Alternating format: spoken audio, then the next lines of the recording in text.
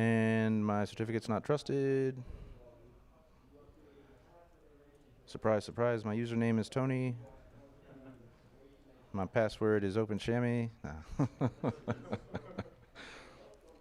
All right. Sorry, I had to do a 2-hop thing because I have DNS set up in my lab, but for whatever reason, it doesn't propagate over this connection. And trust me, there are VMs. It just takes a second to pop up. And if it doesn't, then somebody at home is messing with my home lab.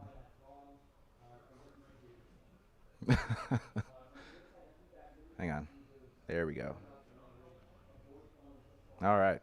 So my Bootsy image builders host is right here, and I just needed to grab that.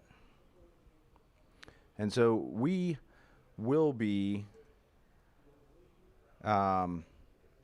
slowly releasing Bootsy flavored variants of a lot of our offerings. So y'all have probably seen the press release we did about 0-day support for NVIDIA's Vera Rubin and how we're kind of cozying up with NVIDIA, making sure that we're going to ensure that we support other hardware going forward. Well, there's going to be a variant of RHEL called RHEL for NVIDIA. It will be distributed as a Bootsy image. So it'll have all the NVIDIA CUDA libraries, all those kinds of things that you need to boot this variant of RHEL on an NVIDIA system.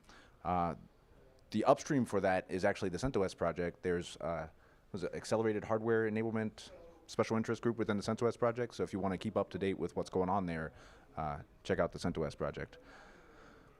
But sorry to delay. Oh my goodness.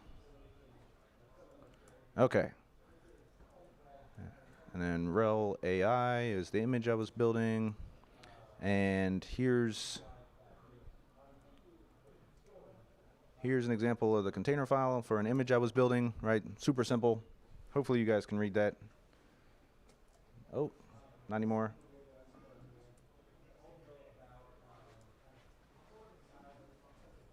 There we go. Thank you. I appreciate it. So very simple, right? This is just a Bootsy image that has all the CUDA libraries and all those things in it. I'm layering in Python 3.12 because it's a dependency for Kush's favorite project, Ramalama. So then I install Ramalama. And then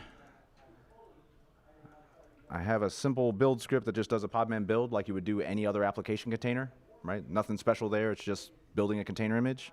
The real magic is the Bootsy image builder part right here, where you run it as a container image. You pass some, relevant kind of options to it.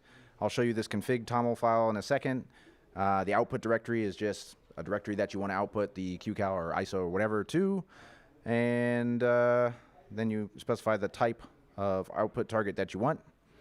So if I look at the config toml, super basic, right? I'm creating a basic user account that's going to be embedded in that, default password that's super secure, and then my SSH public key. And then, of course, I'm making that user an administrator on the box so that I can sudo once I get in there, right? Nothing fancy. To me, it seems pretty straightforward, but I've been doing this for a little while, so, but hopefully each of you think it's simple and you can see value in the use case and workflow around booting containers on systems. Thank you. Unfortunately, today, the Bootsy image builder does do some things that require that privileged access, right? So you do have to run the Bootsy image builder as a privileged user. Yeah. All right, so you didn't notice, but we switched talks so seamlessly that we are now in the discussion portion of the afternoon. So that was like 3 minutes ago, right about the time you started doing your live demo. So that was great. So first of all, thanks for showing this. Like the engagement already, I think there's a lot to discuss. I think a lot of us are now learning about tools that we thought we understood and learning, well, at least I'll speak for myself. I didn't realize it did some of the things that you're showing us. So, so I'm pretty excited about this. What I had hoped we would be doing with the discussion, and we can take it in whichever direction we would like, is that we would start to talk about how we would be moving to Bootsy-based like supercomputers, where we would do our diskless images through this. And so there's the technical piece, which is like, I'm still not entirely sure if I need to build a container and then convert the container to a boot C. Okay, so that It'll be a boot C container because the container is going to have boot C in it. It's how you then deploy that container, or the output target that ends up being deployed on a system. yeah. Okay, so the output target. So I can build a container anywhere and then convert it to whatever output target that I want. And then the output target that we've been using is SquashFS, which was not one of the ones that I saw being listed, but also I think some of the other questions that we've had is, wait a second, do I want to have to transfer the entire container? Because with HPC, we're pretty used to block level remote access to a file system. And so it doesn't, yeah. So looking at how we can get the blocks that we need without getting that, which is without getting the whole container. Yeah, so just like application containers, you'll see here, right, this image is 31 gigs, right? Like, nobody wants to pull that over the network. But just like application containers, these support layers as well, right? So the initial kind of pain is gonna be there, maybe when you're pulling it over the network or installing it to a target if you're doing it over the network versus like a local install through an ISO or whatever. But subsequent updates should be pretty quick, assuming you're following container best practices and not changing every single layer every time you do an update, right? Like, you really want to benefit from some of these container best practices to ensure your experience is good. That's great. I think one of the things that I was wondering is, because the OCI format is so flexible, there are binary layers, but then there are also metadata layers. And I was wondering if we could do SquashFS remote URLs as metadata in a container. So the container itself becomes tiny, and then we're doing block level mounting across, where we still get the SHA, we still get the benefits of like everything together in one artifact, but the actual files are someplace else. I don't know that OCI supports that, right? But are those some things that we could do with extensions? And does that, like, am I the only one that wants that? I don't know. Does this make sense to folks? Am I the only one who, like, does anyone else want that? No. You're by yourself. I'm by myself. So Travis says, I don't know. What do you mean, Travis?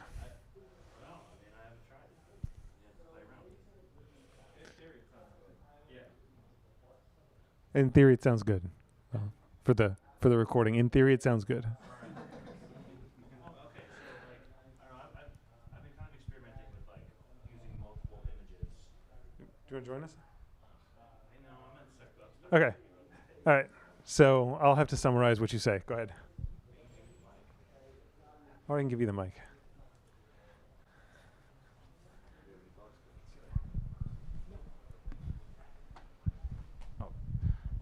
All right, I don't know if this is any louder, but I guess it's better for them. Yeah. So, I mean, I've just been experimenting with like booting into multiple images. So you do like a curl download of a squash or NFS root or something, right? iSCSI, whatever, right? And then you do multiple lowers for like an overlay. And it does work pretty well. I've like mixed and matched even, so LiveOS and NFS and something else. And it all overlays it, and you can boot into that. So it sounds like boot C would be kind of like that, but you're just having a bunch of OCI layers. And I think my initial concern, especially for like a diskless thing, right? Or stateless, I guess, even if it has like a local disk, I still want it to be stateless, and I don't want it to like, download 30 gigs of stuff every time I boot the node. But like, I feel like he's gonna show me something now. No, okay, yeah, sorry. He's like Google, yeah, he's like looking up the answer to my question. Yeah, I mean, it seems like I would need a way to have like the OCI artifacts be remote. And I think you could do that with like, I don't know. I mean, you could have like a network mount or something, right, that contains these artifacts, and then just sort of do the boot C thing to apply them. I just don't understand. I don't understand enough about like the boot C process for that part, right? How do you get that like initial like install to work? But I don't know. I mean, so is that am I like crazy to ask that, or is it like? Oh,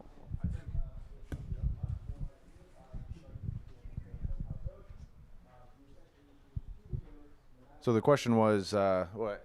I guess they heard the question. Yeah, yeah. Just in case you couldn't. So again, we support different output targets, right? If you output an ISO, it's kind of clear how you're going to install it, right? Same thing with a kickstart file, right? Because you'll have like an OS tree layer that you can output as one of the output targets. And in that kickstart file, I forget what the exact argument is, but it's OS tree something, and you point it at the URL or a container image, and it pulls it down and writes it on the disk, right? The reason I pulled this up is this is an active conversation that's going on. I mentioned we're looking into like direct PXE target outputs, like init ramfs and all those kinds of things. Participate in the conversation, right? If there's, read the history, see what we've been discussing, and if you have ideas, we're open to them, right? Like this guy's the guy that wrote Boot C, and he's, like I said, he won't talk to me privately, but he wants me to talk to him here. I would much rather you guys talk to him there, right? So I don't know how many people here are familiar with the OCI. I mean, it's a shame that the Charlie Cloud thing is right now happening like 2 rooms that way, because the folks from Charlie Cloud, Reed in particular, just knows the details of this really, really well. And a lot of what I know, I learned by asking Reed questions and just listening. But the OCI format, like, hands up if you ever built an OCI container from scratch, right? No? No, if it ain't Podman, I'm not doing it. Oh, really? All right. So, the OCI standard is like is layers that are that are indicated by the SHA of the content. And some of those can be binary, and some of those can be metadata, and some of those have specific names, and some of them do not. And they can be labeled in various ways.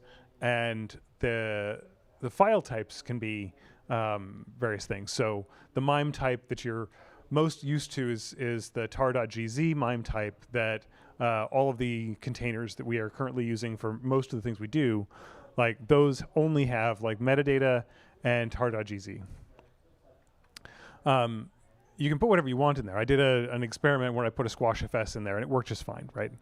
But you still have to transport the whole thing, and that ends up being a challenge with that big 31 gig thing. For LANL at least, if we're booting 1,000 diskless nodes, and those have all got a 31 gigabyte system, then we have to transfer all of that 1,000 times. When we do an NFS boot, an NFS root-based boot, we're transferring, regardless of the size of the image, we're transferring about 500, 400 megs. And we do that in one 8-second chunk that is very fast. And because it is block level access, it's already in the memory of the thing sending it out. So there's no disk access at all. And this scales really well. Our network is the only thing that kind of is our bottleneck. So if we're trying to apply something like this, we have to figure out, how do we get to that, or is it possible to get to that level of performance on a boot C diskless boot or network boot without paying the full cost? And so that was what I was hoping to kind of walk through with folks today. And my first thought was, what if we just store URLs? But I'm happy to take suggestions. Anyone else? And Travis, you want to just join us up here? All right, you want to make me walk? I'm coming. It's more questions about how boot C works, and So if I heard you correctly, it's really just an OS tree on the back end, right? So it just matters where the OS tree comes from, right? So if I could provide that over the network, then it would work? Because it's immutable, right? So it's read-only, right? The Kickstarter spec does still support the kind of pre-boot C OS tree delivery mechanism. Yeah. So yes, if you just have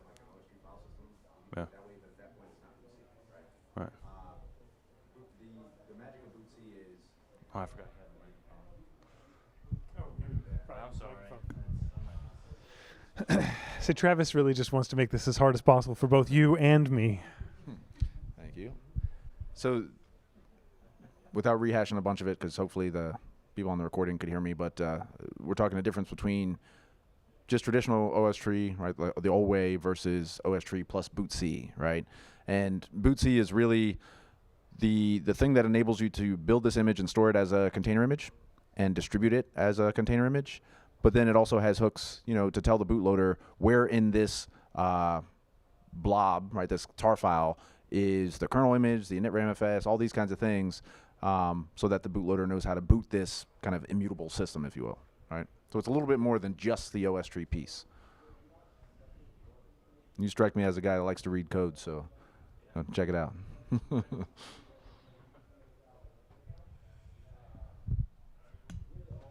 All right. Anyone other than Travis that has a question or comment? Do you have any more? Oh, go ahead. Yeah, I guess question for all of y'all, like the Bootsy concept is there, but would any of you be interested in trying to apply this to your current HPC systems? And if not, like why not? Like is this an appealing route for you and building your images for your systems?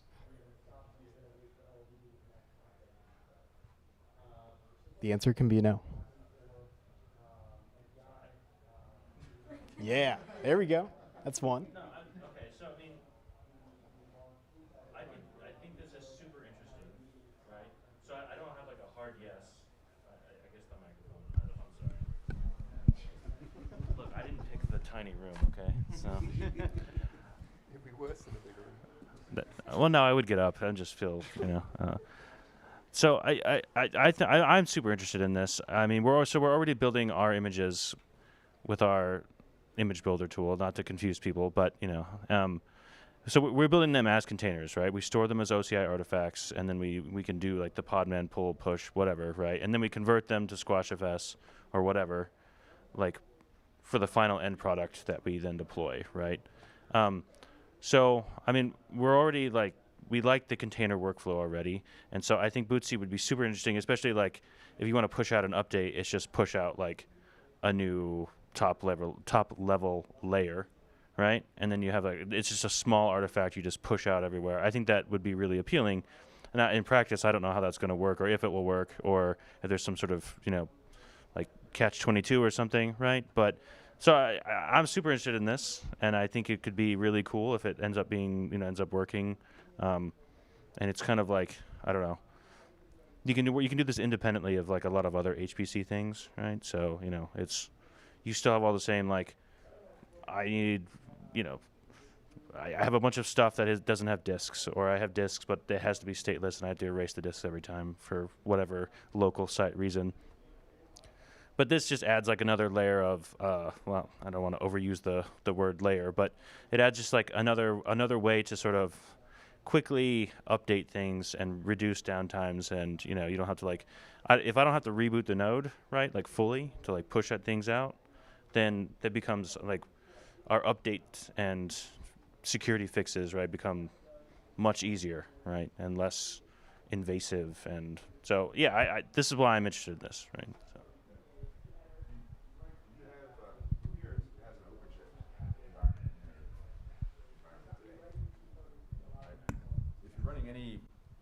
If you're running any recent version of OpenShift, it's already using Bootsy for the CoreOS nodes under the covers, right? Like that transition happened transparently, and nobody even noticed, right? So it is something that like I said, we're actively kind of adopting across RHEL, OpenShift, our AI offerings, all those kinds of things.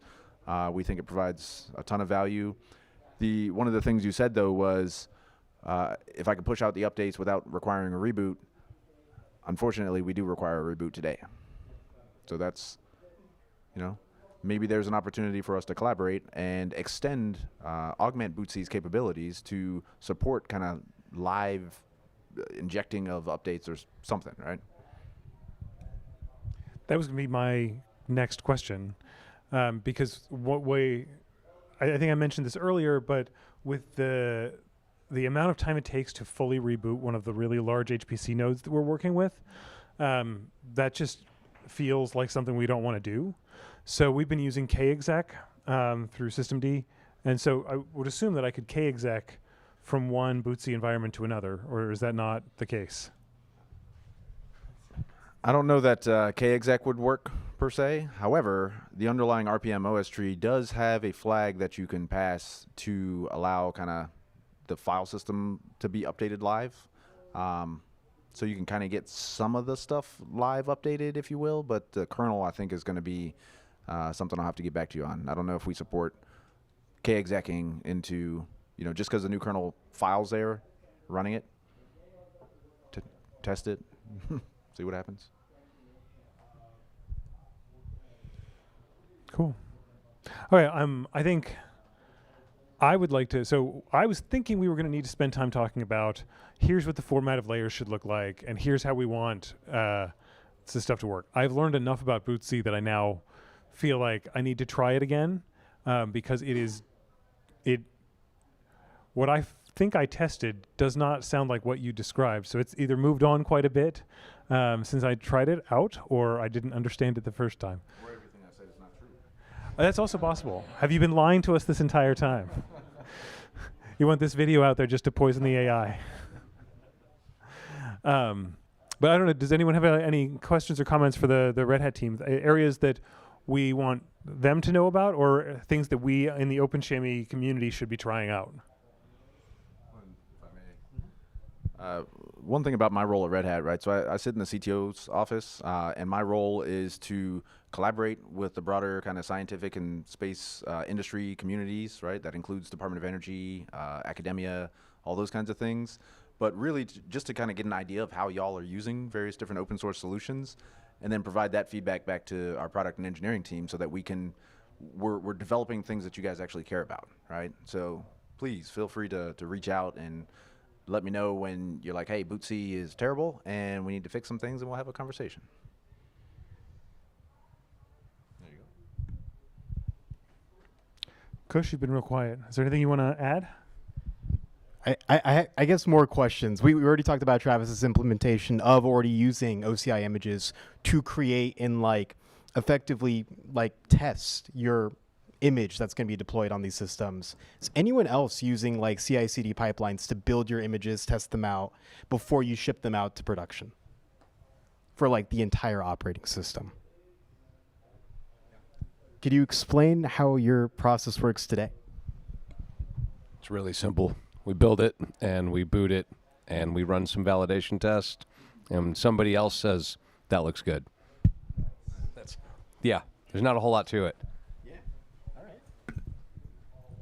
Anyone else? No? Okay.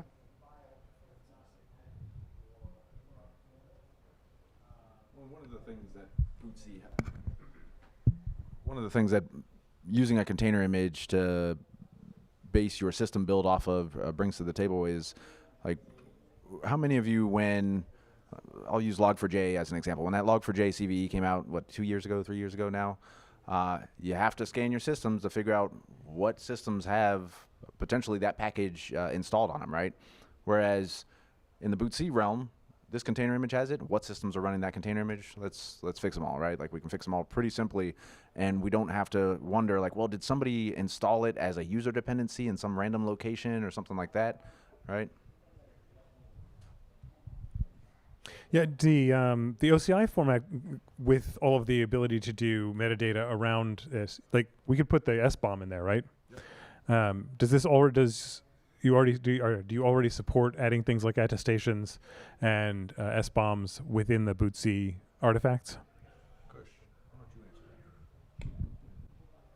I don't know. I know we're definitely planning on it, because that's part of the whole point of trying to build it into the OCI format, is to enable the extension of all of the other tools and extensions and adaptions for these OCI images, like signing an attestation, and just have it applied to the entire OS. It doesn't need to be just traditional apps anymore, and then you're still owning and managing the operating system at a different way or a different type. You're able to manage both the applications and the entire OS in the same type of workflow and workstream with the same applications around this ecosystem, which is like just constantly growing in general. If we think about like the CNCF organization, there's so many tools and adapters for these images, and it's just your choice about how you implement it. But this is one of the paths towards representing the entire operating system and the kernel as this format, to just inherit those benefits. So I think there are ways to do it, but I don't know how well supported it is.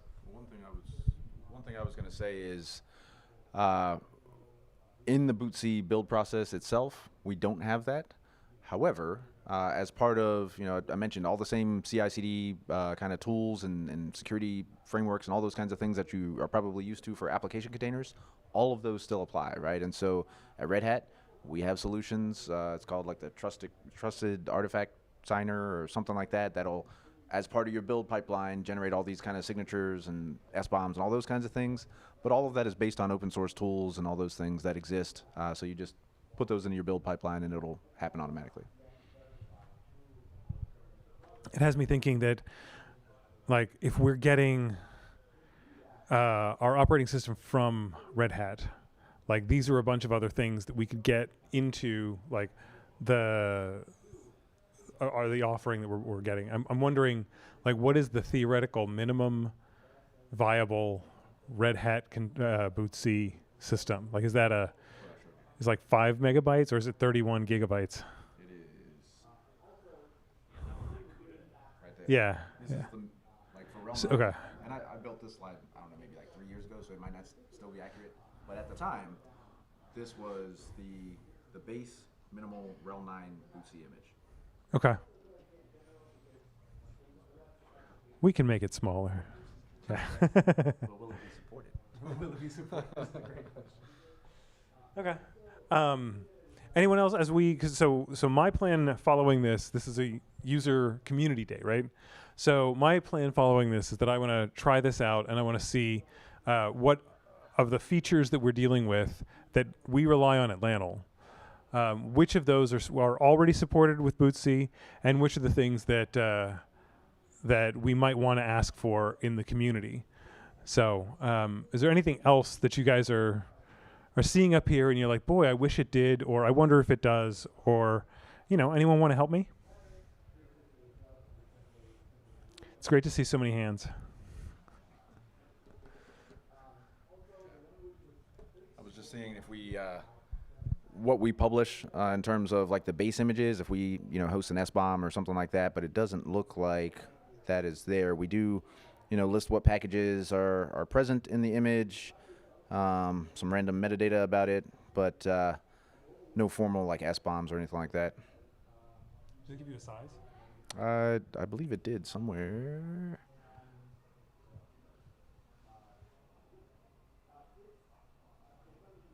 Pull it, Tony. I'm about to. Hey, it actually does not, but be my microphone stand again, please. All right, so Podman poll registry.redhat.io. What was it? RHEL 10.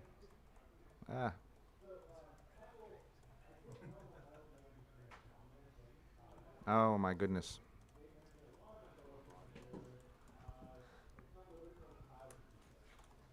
Oh, that's not it.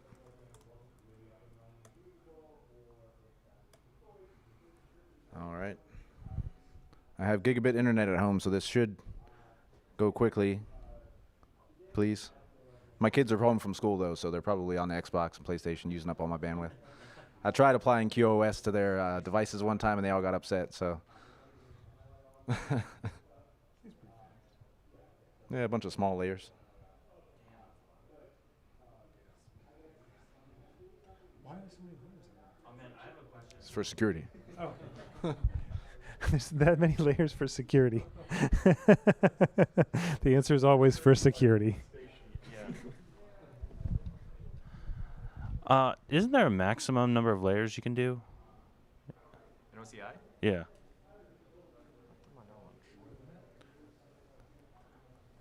It's probably a theoretical maximum. Yeah. Right. I'm wondering. You'd run into it. Yeah. Why do you want to know that? I don't know. That was a lot. I just want to know. All right. So, we got one more question. Yeah, I guess I mean, a lot of the things I've seen have been kind of like using bootc to manage and upgrade and switch images. I want to understand more about how you would build your own. I mean, from the example you gave, there was basically a base image that already had bootc in it. But if I wanted to build something from like a different distribution, or you said like Rocket was being supported later, like how would I actually do that? Like, are there documentation steps where I just need to include this in the image, or do I need to build it a certain way? Like, how would I go about doing that? Yeah, so if the documentation exists to build a bootc, I'll use the terminology like bootc image the hard way, right? It would be in that upstream GitHub repo, bootc-dev. I haven't personally seen it, so I don't know that it's a well-documented process. You have something to say, Kush? So yeah, I recently, like a couple of weeks ago, did find Red Hat documentation on how to build a like Red Hat bootc container from scratch. So if you just Google like Red Hat bootc from scratch, yeah. I don't know if that was like something that was recently uploaded or not, because that has been a common question of people just wanting to understand what is that from image. I mean, with our tool, with our tool, we can basically build it from scratch or build it from whatever arbitrary image, add to it, and then push that. And so it's like pretty easy to build our own kind of bespoke images. And so like being able like figuring out how to, I guess, use bootc to be able to do that would be pretty useful, because I guess a lot of the documentation I've seen is like, like lifecycle, like how to switch between. And so I just wanted to understand a little bit more about that. So that's copying stuff over from the base image. So it looks like in this one you start with some kind of a base image. Right. Oh, but you use a builder. And yeah, go ahead. Oh, yeah, it looks like you start from a builder image, get your file system to where you want it, and then it looks like you're copying things over into a scratch image, and then there's probably looks like you add some relevant labels, and you do some things, and yeah, I don't know, I'd have to parse this documentation. I think it's just an example. No, sure. Yeah. Yeah. I am reading this from Hilarious. Yeah. No, you're fine. Yeah. So as Devin was talking about it occurred to me that there's one of the things we've been relying on at Lanol with our build process that would be harder with this. And I don't know what I want, but I think we should talk about it. So we've started giving different groups their ability to run their own pipelines to build their own layers. And then we assemble all of those layers together. And so like if file systems wants to change something, they've got the merge control of the things that happen in that layer. And if someone else has their layer, that's been really convenient for us because it empowers the folks who depend on us to do things themselves. I think in a model like this, we would still have to the file system person would have to do a from base, and then like our workload manager team would have to then go from file systems or something like that. Is that right? You can do multiple froms in here that says as builder, but you can Oh, multiple froms. Yeah, multiple boot stages. Okay. I don't know. Does that sound like something that you've seen other people try to support?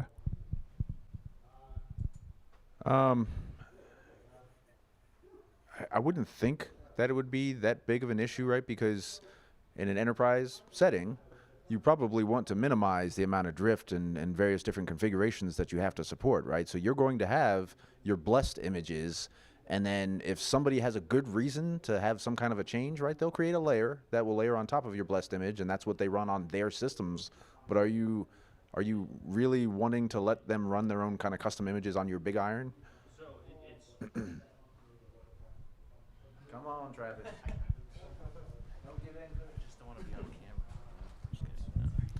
So, I mean, the idea is something similar like that, right? Where we have like a core set of people. They do the security things. They do like the basic, like this image must do these things to boot, right? And then maybe some other like basic things. And then in the current way we do things, we have like, it's almost like a tree, right? Where we build out like a compute one and a GPU one. And then there's like intermediary layers where you like include Slurm, you include the NVIDIA drivers, you include like your Mellanox or Slingshot or whatever, like, you know what I mean? And then at the end of this, you have like Lanel's internal production blessed image, right? It's just the people who manage Slurm, like they need to decide when they're going to upgrade, right? And that doesn't mean it like immediately gets put out there, right? It just becomes an artifact that's available for use. And then we can swap it in and out, test, boot, right? That's the idea, anyway. Maybe that becomes like the final layer, right? Yeah. So, but the end container is like all these layers. So you had a lot of layers, right? We have like 12, right? That's fine, right? Because every time you run a run or a from or a copy, right, that becomes like another layer, right? But since we're not using Docker files for this, like we have our image layers, our container layers, sorry, are like chunkier, so we have less, I guess, if that makes sense. So we're kind of squashing all the intermediate steps every time, but not the entire thing, right? So that's why I was experimenting with like multiple images, like booting into multiple images and then doing the merge at the end, right?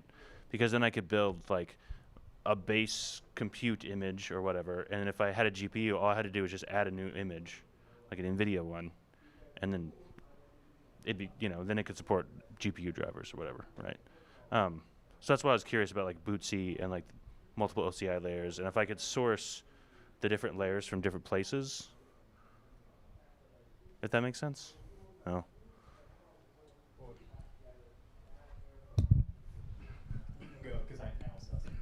do you want to go first? Yeah, so I mean, I feel like part of why we're doing it through OCI is to enable those types of variants. Like, there's going to be some standardized LANL image in your example, which has your agents, your security stuff, other third-party things that you need on that system that are just blessed and give telemetry back to your things.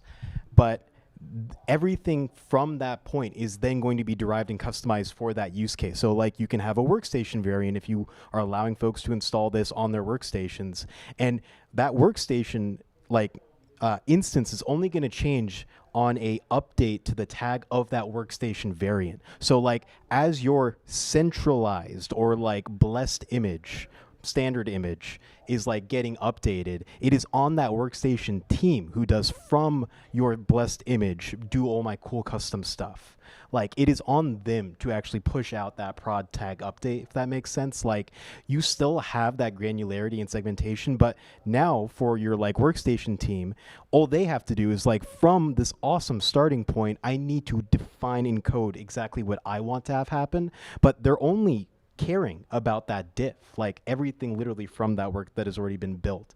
And it'll be similar for the HPC side to where from this blessed standard image, I'm able to now add in my NVIDIA stuff. I am able to add in my Lustre KMOTs, other things that are related towards HPC and enable that work. But it's going to be downstream of that centralized ownership image that's blessed by IT.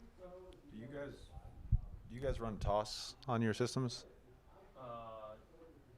Yeah, maybe, kind of. Yeah. The reason I ask is, and it's maybe